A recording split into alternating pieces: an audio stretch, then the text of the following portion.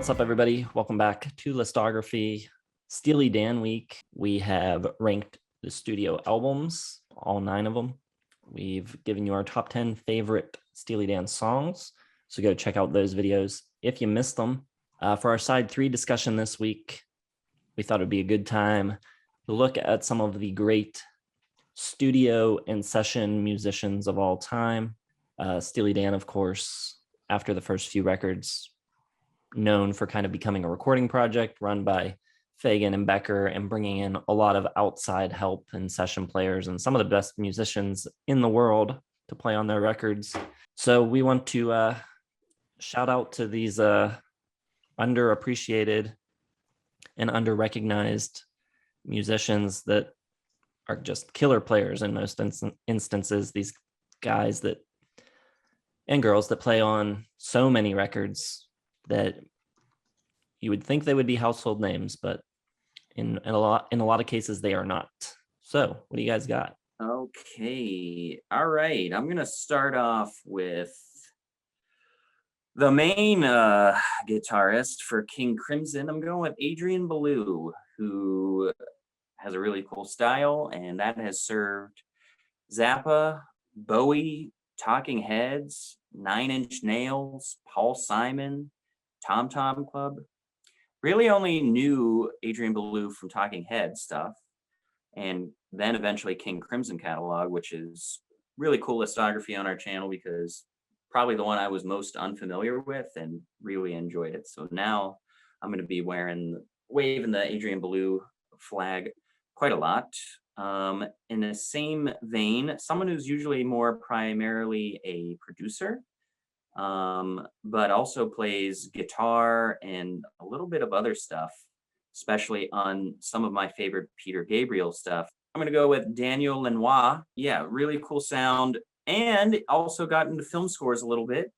Did the composition and playing on Sling Blade, Billy Bob Thornton's 90s classic. Here's one too, and this guy does a little bit of everything. He can conduct, he does orchestral work, he does violin, guitar, arranges, and he's a little newer. Rob Moose, who I believe is on most Bon Iver albums, but he's also played with Ben Folds, Rufus Wainwright, Gwen Stefani, John Legend. He performs on The Suburbs by Arcade Fire. He's got just an incredible amount of stuff on his catalog. He's appeared on over like 500 stuff, and his work as an arranger is really impressive. Decemberist, The National, St. Vincent, Interpol, They Might Be Giants. Like, he's just had his hand in like the peanut butter jar for just about everybody. Really cool. I would imagine Jason will talk about a part of this in extension. Member of the Wrecking Crew, specifically Carol Kay, was on so much stuff. Pet Sounds, plays electric guitar on the Crystals, Then He Kissed Me, which is one of my favorite little guitar parts ever.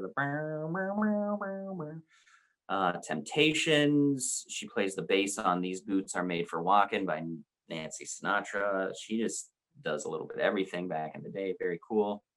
And then another newer one who is a member of Atoms for Peace, but I don't think a lot of people know that he played with Beck and REM, and that's going to be Joey Waronker.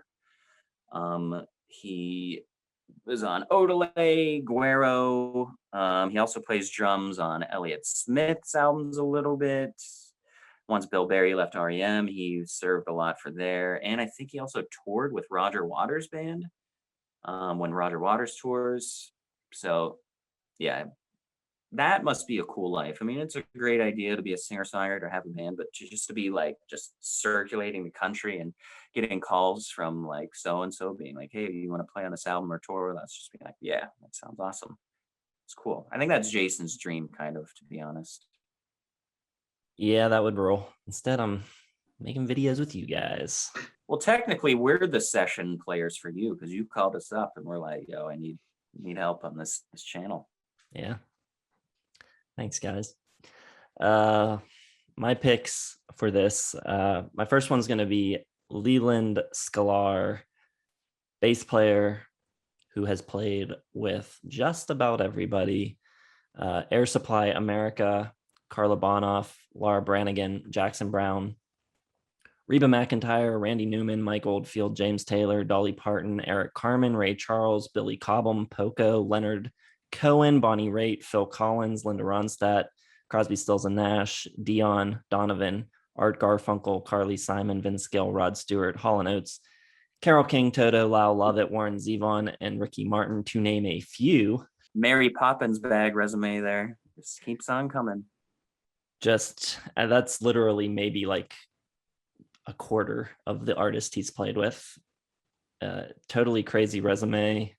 Amazing bass player. So good. He also has a really cool YouTube channel, basically doing what we do. He just sits in his house and talks to the camera, and sometimes he picks up a bass and does a demonstration. But really cool. My next one is going to be a pedal steel player. And, you know, if you can get really good at pedal steel, you can make a living, because not that many people do it. And even fewer do it this well, where you can just go into a session and just nail it in a couple takes and get in and get out. And the one name that I always see popping up on records that I like is Greg Lease. Ryan Adams, Beck, Jackson Brown, Eric Clapton, Joe Cocker, Sheryl Crow, Katie Lang, Joni Mitchell, Randy Newman, Wilco, Bruce Springsteen, Matthew Sweet, Lucinda Williams, and many more. My next pick, kind of in the same camp as Leland Sklar, is Waddy Wachau, who played with a lot of the same artists. They were kind of in that early 70s singer-songwriter, worked with a lot of the same artists, the Jackson Browns and the like. He's also played with Ringo, Keith Richards, Bob Seger, Melissa Etheridge, Tom Waits, John Prine, James Taylor, Stevie Nicks, Bonnie Raitt, Carole King, Don Henley, Randy Newman, Bob Dylan, Joe Walsh, Cher.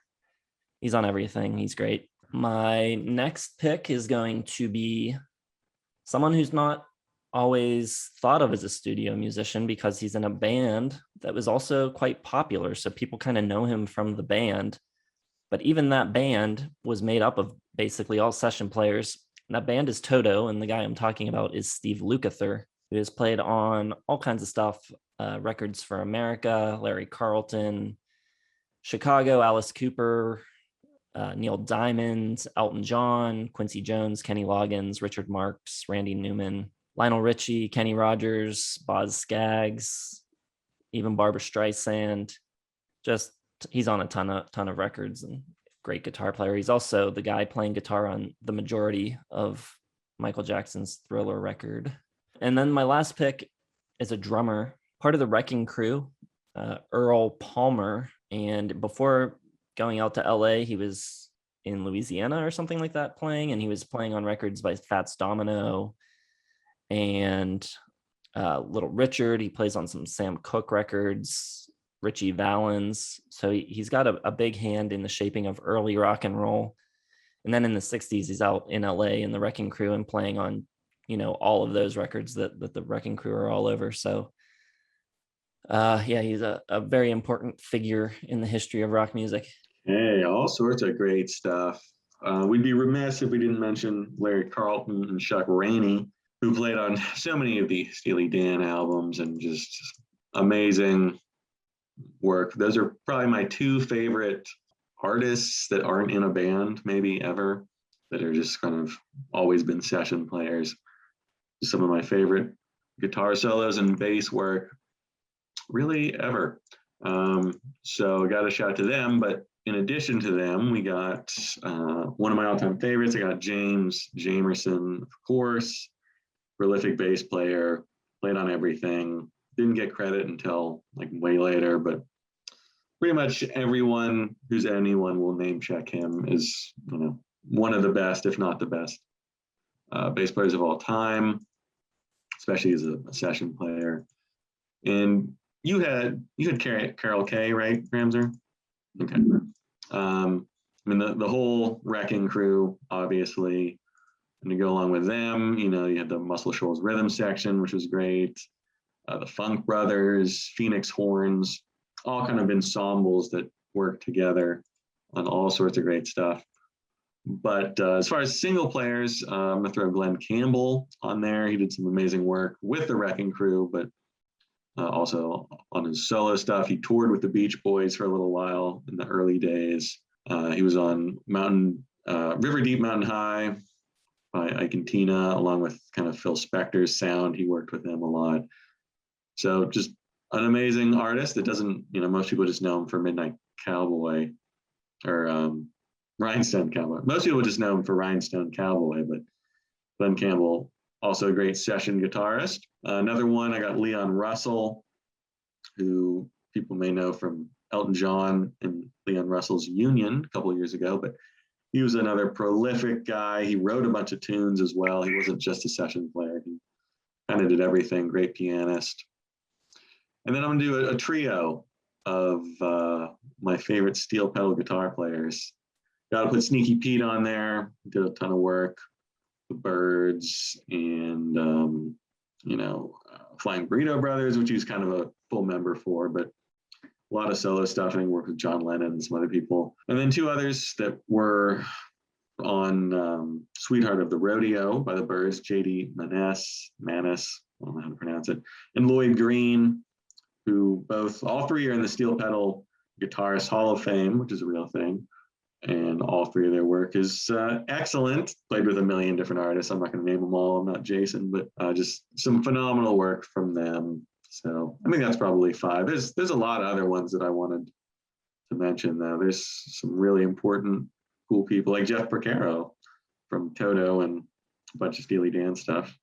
Great drummer. Yeah, I had Wayne Shorter on my list, the soprano sax guy, because listening to Turbulent Indigo by Joni Mitchell, I had to know who was playing sax. And I was not really looking at a lot of, there's so many liner notes for the credits in Steely Dan that I missed Wayne Shorter, but Jason mentioned it in one of the other videos, I believe, that he was playing sax. So crossed him off my list. Didn't want to double up on the Steely Dan, but yeah, Steely Dan has featured everyone. All right. So let us know some that we missed. There's a lot of great players out there.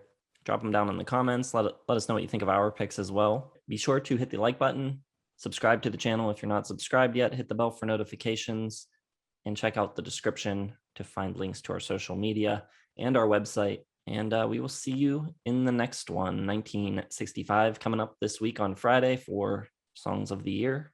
We'll see you then.